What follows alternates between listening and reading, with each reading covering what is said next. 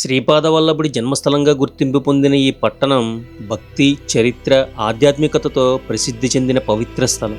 ప్రస్తుతానికైతే జనాలు ఎవరు ఏం లేరు, అంటే టైమింగ్స్ కాదు కదా, మధ్యాహ్నం 2-3 అయింది. అందు గురించి మొత్తం క్లోజే ఉంది టెంపుల్. పక్కనే ఉన్న ఉప్పాడ బీచ్లు, చేపల వేట, చీరలతో ప్రసిద్ధి చెందింది. ఒకటి మనసుకు శాంతినిస్తే మరొకటి ప్రకృతితో ఆనందాన్ని పంచుతుంది. ఈ రెండూ కలిసి ఒక అద్భుతమైన అనుభూతినిస్తాయి. Welcome to the town of ancient legends, Pithapuram.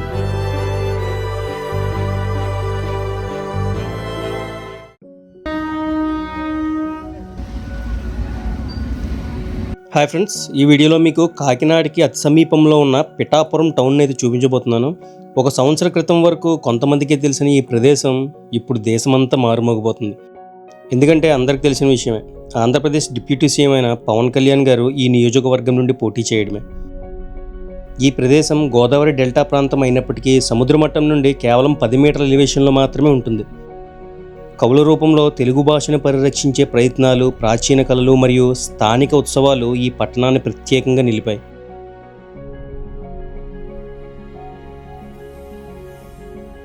రాజుగారి కోట అనేది పిఠాపురంలో ఉన్న ఒక పురాతన కోట. ఇది పిఠాపురం రాజులు, ముఖ్యంగా విజయరామ గజపతి రాజు వంశానికి చెందిన జమీందారీ కాలం నాటి నిర్మాణం. వీరు బ్రిటిష్ కాలంలో జమీందారులుగా పాలించారు. ఈ కోటని నివాస భవనంగా నిర్మించబడింది. ప్రస్తుతం పాక్షికంగా ధ్వంసమైంది, కానీ కొంత భాగం ఇప్పటికీ నిలిచింది. కొన్ని గదులు ఇంకా ప్రైవేట్ యజమానుల స్వాధీనంలోనే ఉన్నాయి. ఇది పర్యాటక ఆకర్షణ మాత్రం పూర్తిగా అభివృద్ధి కాలేదు, కానీ చరిత్రలో ఆసక్తి ఉన్నవారికి మాత్రం మిస్టీరియస్ స్థలం. ఈస్ట్ గోదావరి జిల్లాలోని పుణ్యక్షేత్రాలలో పిఠాపురం ప్రసిద్ధమైంది. దాక్షాయణీదేవి తన తండ్రి దక్షుడు చేసిన అవమానాన్ని భరించలేక ఆత్మాహుతికి పాల్పడినప్పుడు ఆమె శరీరంలోని భాగాలు దేశంలోని పలు ప్రాంతాల్లో పడ్డాయనేది పౌరాణిక గాథ. దాక్షాయణీదేవి పీఠభాగం ఈ ప్రాంతంలో పడటం వల్ల ఈ పట్టణానికి పీఠికపురం అని పేరు వచ్చింది. కాలక్రమంగా పిఠాపురంగా మారింది. అష్టాదశ శక్తిపీఠాల్లో 10వ శక్తిపీఠం అయినటువంటి పురోహితిగా అమ్మవారి ఆలయం కూడా ఇక్కడే ఉంటుంది. ఇక్కడే శ్రీ కుక్టేశ్వర స్వామి ఆలయం కూడా ఉంటుంది. ఈ ఆలయంలోని శివలింగం స్వయంగా వెలిసిన శివలింగం. ఇండియాలో ఉన్న 3 గయా క్షేత్రాల్లో ఒకటి ఈ ఆలయం. ఈ ఆలయాన్ని పాదగయ అంటారు. త్రిమూర్తులు గయాసురుడిని సంహరించగా అతని పాదములు ఈ క్షేత్రం నందు పడ్డ కారణంగా పాదగయగా ప్రసిద్ధి చెందింది. ఈ క్షేత్రం పితృదేవతల ముక్తికి పిండ ప్రదానం చేయడంలో చాలా ప్రసిద్ధిగాంచింది. ఈ ఆలయంలో ఉన్న కోనేరులో ప్రతి సంవత్సరం వేలాది మంది భక్తులు పిండ ప్రదానం చేస్తూ ఉంటారు. కుక్టేశ్వర స్వామి దేవాలయంలో ఉన్నామండి పిఠాపురంలోని. ప్రస్తుతానికైతే జనాలు ఎవరు ఏం లేరు, అంటే టైమింగ్స్ కాదు కదా, మధ్యాహ్నం 2-3 అయింది. అందు గురించి మొత్తం క్లోజే ఉంది టెంపుల్. బట్ అయితే టెంపుల్ చాలా బాగుంది, బయట కోనేరు అవన్నీ కూడా చాలా బాగున్నాయి.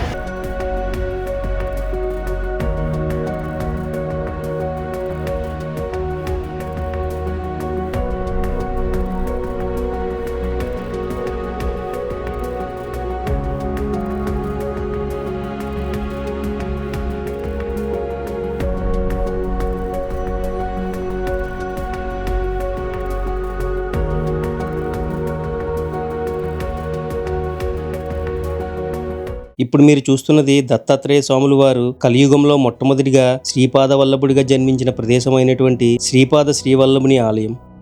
ఆయన పుట్టినటువంటి ఇంటినే ఇప్పుడు మహాసంస్థానంగా ఆలయ రూపంలో మార్చారు. ఎంతో ప్రసిద్ధి చెందిన ఈ ఆలయాన్ని పిఠాపురం వచ్చినప్పుడు అస్సలు మిస్ అవ్వకండి.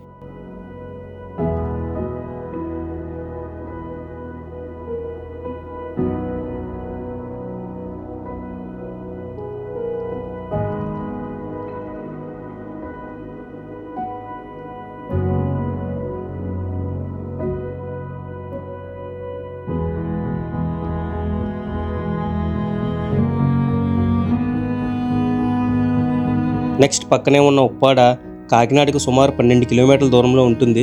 ఉప్పాడ 2 ముఖ్యమైన కారణాల వల్ల దేశవ్యాప్తంగా ప్రఖ్యాతగాంచింది. ఒకటి ఉప్పాడ బీచ్ మరియు ఉప్పాడ చేనేత చీరలు. తక్కువ లోతైన తీరం ఉండడంతో బీచ్ టూరిజానికి అనుకూలమైన ప్రాంతం. కానీ ఈ బీచ్ రోడ్ మొత్తం సముద్ర అలల తాకిడికి ఎక్కువగా కోతకు గురి అవుతుంది. రైన్ నుంచి వచ్చే వాటర్ మొత్తం ఈ బ్రిడ్జ్ దగ్గర నుంచి ఉప్పాడ దగ్గర, ఈ బ్రిడ్జ్ దగ్గర నుంచి ఇలాగ వెళ్ళిపోయి సముద్రంలో కలిసిపోతుంది అన్నమాట.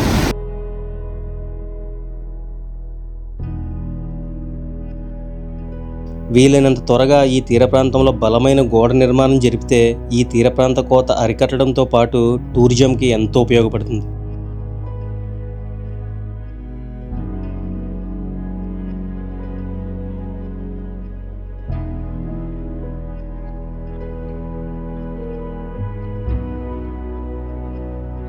ఉప్పాడ చేనేత చీరలకు దేశవ్యాప్తంగా ఎంతో పేరు ఉంది. ప్రత్యేకంగా నెలకు ఒక చీరను మాత్రమే నేసే శ్రమ మానవ కళలకి నిదర్శనం. కళ, శ్రమ, సంస్కృతి దాగి ఉంటుంది. ఉప్పాడ చేనేత అంటే ఓ తెలుగు సాంప్రదాయం. పిఠాపురం ప్రధానంగా వ్యవసాయం, మత్స్యకార వ్యవహారాలు మరియు చిన్న చిన్న వ్యాపారాలు ఆధారంగా జీవనం సాగుతుంది. అనేకులు దేవాలయాల కారణంగా టూరిజం ద్వారా కూడా ఆదాయం పొందుతున్నారు. పిఠాపురంలో అనేక పండుగలు, జాతరలు అత్యంత భక్తి శ్రద్ధలతో జరుపుతూ ఉంటారు. పురోహితిక అమ్మవారి ఉత్సవాలు, శివరాత్రి ఉత్సవాలు, నవరాత్రులు ఘనంగా జరుపుతూ ఉంటారు. శ్రీ ఆదిశంకరాచార్యులు పిఠాపురంలో శారదా పీఠాన్ని స్థాపించినట్లు కొన్ని శాస్త్ర గ్రంథాలు పేర్కొంటాయి. అలాగే ఉప్పాడ తీరం తూర్పు దిశగా ఉన్న బంగాళాఖాతం తీర ప్రాంతం కాబట్టి సూర్యోదయ సమయం చాలా అందంగా కనిపిస్తుంది. ఇక్కడి ప్రజలు ప్రధానంగా మత్స్య సంపద మీదనే ఎక్కువగా ఆధారపడుతూ ఉంటారు. కాకినాడ పోర్టు కూడా పక్కనే ఉండడం వల్ల ఎక్స్పోర్ట్స్ కూడా వీలవుతుంది. ఉదయం సముద్ర తీరానికి వెళ్ళినట్లయితే పడవల నుంచి చేపలు తీయడం, అమ్మకాలు కూడా చూడవచ్చు.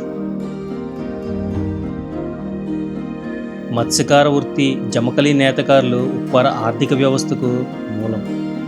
ఇటీవల టూరిజం ద్వారా కూడా ఆదాయం పొందుతున్న ప్రాంతం.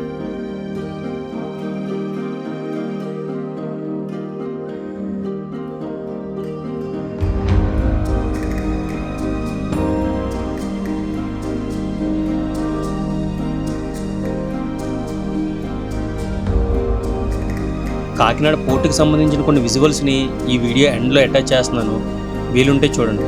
అలాగే కాకినాడ వీడియో కూడా చాలా బాగా వచ్చింది. ఆ వీడియో కూడా లింక్ డిస్క్రిప్షన్లో ఇస్తాను, ఫ్రీగా ఉన్నప్పుడు చూడండి.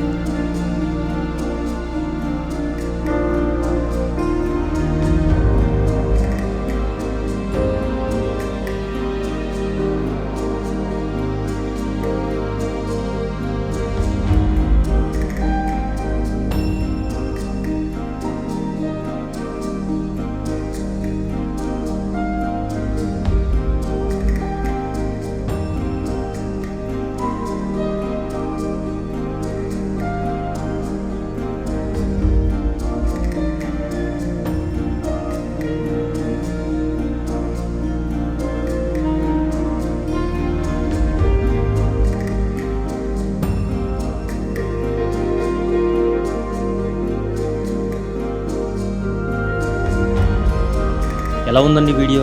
నచ్చితే లైక్ చేసి సబ్స్క్రైబ్ చేయడం అయితే మర్చిపోవద్దు. నెక్స్ట్ వీడియోలో కలుద్దాం. Thank you.